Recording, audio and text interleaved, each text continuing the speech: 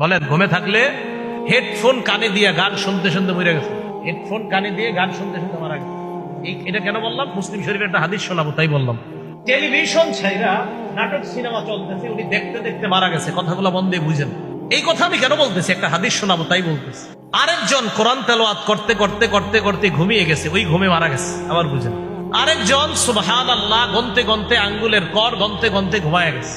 আরেকজন সূরা ইখলাস পড়তে পড়তে ঘুমিয়ে গিয়েছে। বলেন গান শুনতে শুনতে ঘুমিয়ে যাওয়া আর ইখলাস পড়তে পড়তে ঘুমিয়ে যাওয়ার মধ্যে পার্থক্য আছে না নাই? কি পার্থক্য? এবার হাদিস শুনুন। মুসলিম শরীফের 2878 নাম্বার হাদিস, 2878 আমাদের মাদ্রাসার পাঠ্যপুস্তক অনুযায়ী।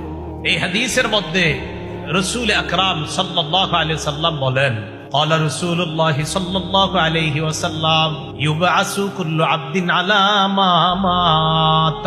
কিয়ামতের ময়দানে প্রত্যেকটা